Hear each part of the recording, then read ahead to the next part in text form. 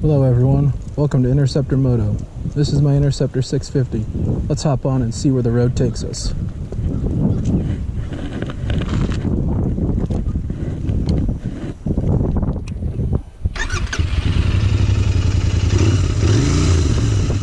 Today's video is from May 11th, 2024. In this video I'm going to be doing some chain maintenance.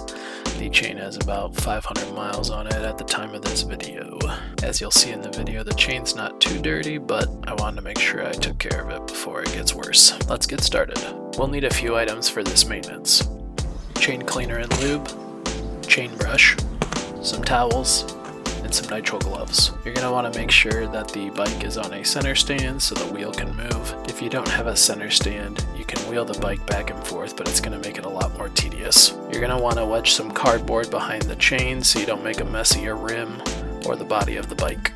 The maintenance is pretty easy, just follow along the instructions on the back of the can. You're going to want to spray the chain cleaner on at least one pass of the chain, maybe two, and also get it on the sprocket. After spraying it on the chain, let it sit for about a minute before you start scrubbing it off. My chain cleaner recommended washing away the chain after spraying and scrubbing, but my chain wasn't that dirty, so I just wiped it down with a rag.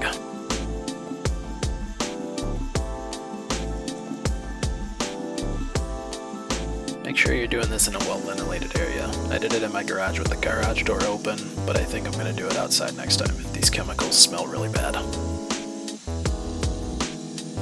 I picked this brush up online in a 2-pack. It's a little cheap, but it gets the job done. It worked really well on the chain. When you're scrubbing the chain, don't put too much pressure down or up when you're scrubbing it.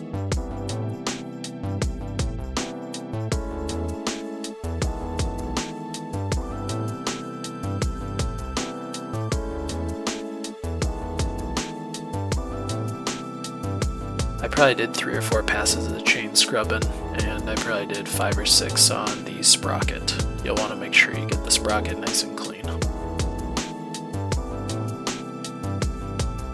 The chain was dirtier than it looked, and you can tell by the rag that I'm using to wipe off the chain cleaner. I think next time when I do this, I'll probably blast it with the hose. I've seen some people online use a pressure washer on their chain. I don't have one, and I've also seen mixed reviews on using the pressure washer. Some people were saying that it could damage the O-rings inside of the chain.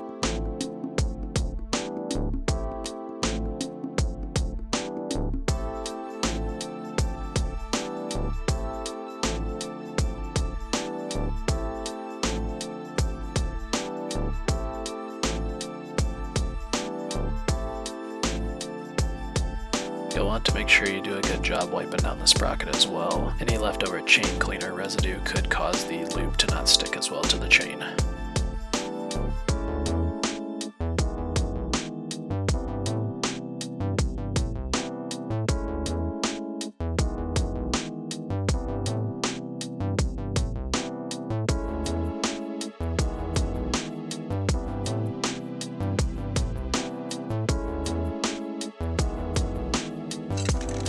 Again, follow the directions on the back of the can for the chain lube. This chain lube recommends letting it sit for 15 minutes before taking the bike out on a ride. I wasn't able to take the bike out this day, so it wasn't really that big of an issue.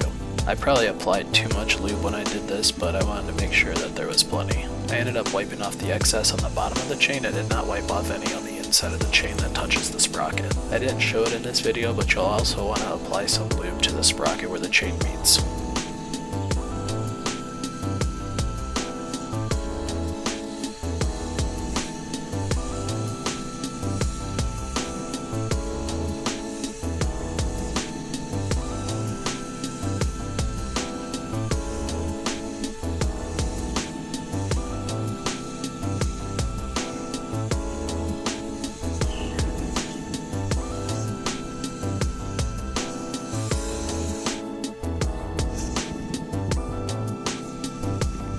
After wiping away the excess lube, you're going to want to make sure there isn't any on your bike, as this could potentially peel some paint.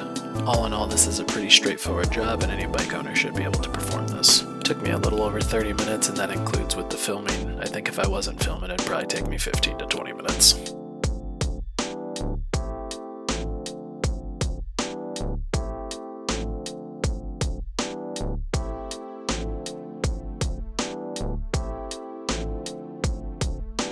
Thanks for taking the time to watch this video. I hope you enjoy the rest of your day, and as always, enjoy the ride.